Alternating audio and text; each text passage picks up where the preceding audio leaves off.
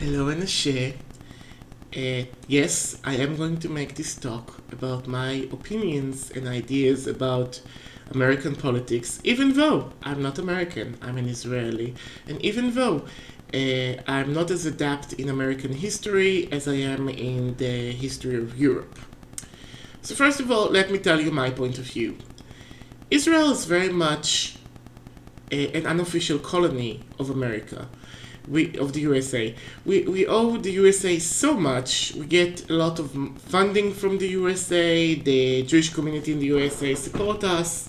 The USA helps us with the situations in the Middle East, and we are basically captivated by the USA's cultural imperialism.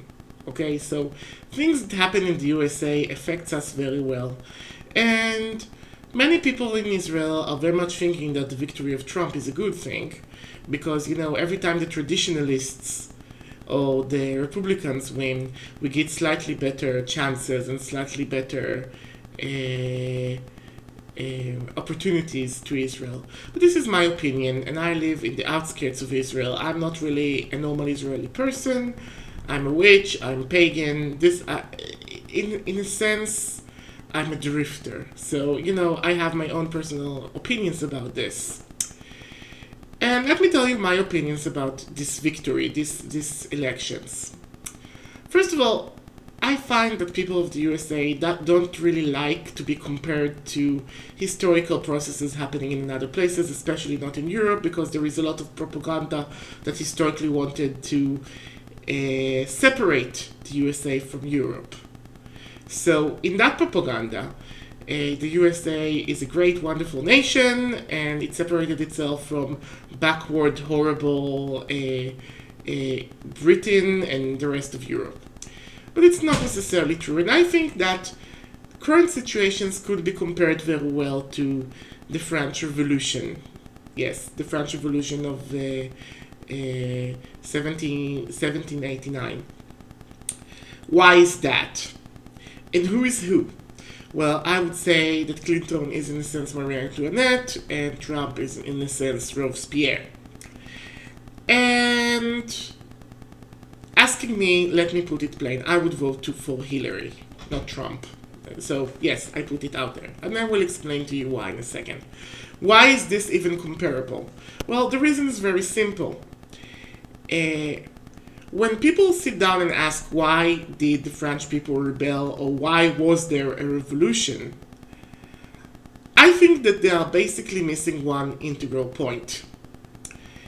It's not that Marie Antoinette was a woman spending a lot of money, at least not so much as comparison to her rival Dubarry, the harlot of the previous king.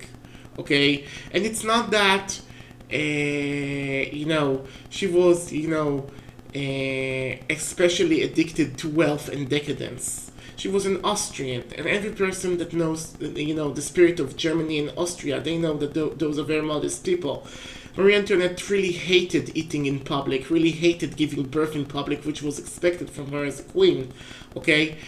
And yet, she had to conform to the norms of her time. And in her time, fashion changed. The style of the Baroque, which was very much defined by dark, austere colors and geometrical shape, trying to emulate ancient Greece and Rome, got won over by another style, Rococo, which was big on gold ormolu, unsymmetrical shapes, ellipses, pastel colors.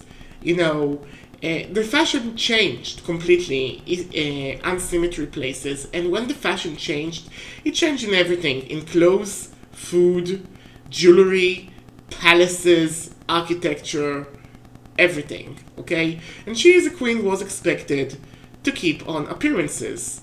And one of the values of Rococo that started in the Baroque but got very exaggerated in the Rococo was preferring the fake over the real. Why having a pink rose that would fade away when you can have a rose made from the most expensive silk, perfumed with ambergris and rare perfumes that would never fade away? Why have it pink when you can have it light blue with little touches of gold. Okay, it was the preference of something that was very fake, a very shallow veneer of a real veneer. And so the fake things, like the fake rose, became more expensive than the real rose. The fake marble, which was made out of glass, became more expensive than real marble, that instead of having been made by special workmen, just had to be carried from the quarry. The crazy giant pearls that was made from basically plasticine and color became more expensive than the real pearls. You know, this was the time of decoupage. Marie Antoinette was the big, a very fascinating decoupage artist. And she also, you know, sat down and read revolutionary things like Jean-Jacques Rousseau and other philosophers of her time. She made herself a little amusing village that basically looks precisely like a real village, but the life there was ideal. There was no dirt, there was no mess. She would pick up little eggs and vegetables grown by her servants. You get the point, okay? And this preference for fake things over real things, and you know, today we are saying fake is bad. We have to tear the fake and show reality. Reality, you know, what's honestly there is the most important thing.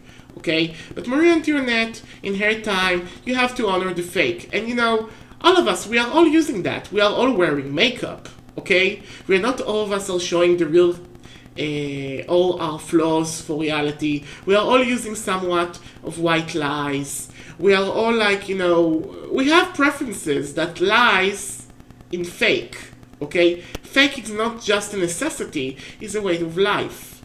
And it's not like a mask that you need to tear open to show reality, okay? When you get a gift that you don't like, saying thank you and being polite about this is better than saying this is a shitty gift. I don't need this. I'm throwing this just right now to the garbage, okay? So, you know, all this ritual of politeness, all this ritual of not saying I'm thirsty, but instead saying my soul yearns for a divine nectar, as it would be translated from archaic French at that time, cost the people a lot of money, and that money came from their taxes. And if you were an aristocrat or a royalist that could not afford refurnishing their palace in Rococo style, wearing the Rococo dresses, carrying those 40 pounds panniers around, you will be shunned. So people had to squeeze every little franc and penny and cent from their people that basically starved in the street, and this was intolerable. So the people rebelled and off with their head. Okay? Now, what is the Rococo in the US? In the US, the Rococo was politically correctness. It was a lot of very professional politicians using, newfangled versions that would speak to the people of philosophy. Because, you know, the people cannot practice philosophy. In order to practice philosophy, even practical philosophy, you have to be highly educated. All those philosophies, such as postmodernism, such as feminism, such as capitalism even, they have to be basically shallowed out and being made plain for the people to understand them. Okay? So those philosophies are used as newfangled thing in different senses to be sold as a voting ticket to those politicians. And politically correct was one of those ways. Okay? And you have like many things that comes out from those politically correctness. But in reality, this ended like always, when the politicians only cared about their own interests and not giving a heck worth of time about their people. And the question was about, are the people more like New York and California cities, homeowners, yuppies, that eats sushi and tacos every day, or were they more like basically rednecks living in caravans, living from one cigarette pack to another? And the people who are not able to afford the luxuries of the yuppie living and weren't cultured enough, they breed more, because when you are educated, you breed less. You don't have as much babies because you understand the expense that has to do with that. But when you are under this very, very chokehold communities of several religions and several beliefs, and you have only like, you only have like the slightest of means, you will have more babies, and you will have, and you will grow and grow and grow. So the dumb masses, the rednecks, basically won this match. And they are saying, quite frankly, we don't want this false veneer. We don't want this Rococo style. We want to be able to grow gardens in our backyards instead of having a lawn and borrowing cut trees that, would cost us a lot of money to maintain with a white picket fence only to keep neighborhoods' values up. We want our garden to feed us. We need this sustenance to survive. The veneer had to go. The American people could not afford this anymore. And so the veneer went away, and Hillary lost, to all the beloved royalists' dismay, and Trump won. Not because Trump is offering a real good alternative to Hillary, but because he's basically, the best that could be said about it is that he's a diamond in the rough. Okay? That he's basically, a rough, outspoken person that wouldn't at least lie to you while he's stealing your money. And getting to the point, I would very much like to see how this new politics shift is changing the American way of magic and mysticism. Would there be more, I wonder who would be more threatened from this? The royalists that would use the witchcraft to keep their wealth and enclose themselves in protection spells and bubbles, or the rednecks peasants that would use their magic to attack the royalists and try to grab as much land, as money as they can, or simply people opting out for survival. I don't think this will be as an apocalyptic as some people predict. I think that the American president has very little strength in the end. I think that his or her authority is very limited, very restricted, unlike people might imagine. And I think that he or she will earn very well their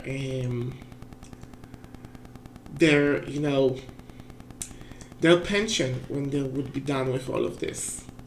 And it's very interesting, all those American politics that happens and I'm seeing from the outside are very different. For instance, and some of those things that I'm saying, I'm sure will outrage people. I'm sure there will be controversials. And I'm completely opening this video for dislikes and comments and having discussions about this. If you have something to say it. I will respond. I'm really not angry. I'm really not taking a definitive side because I really don't have the right to vote in the USA. But this is my point of view. And I think that, it's connected to witchcraft. It's connected to paganism. I wonder if under Trump, the Christian chokehold will be stronger or will it be weaker? Will he actually bother to touch such subjects with the American people? I don't know. I really don't know. And I'm very curious to find out. Okay, so please give me your 2 cents. Goodbye and a share. Bye-bye.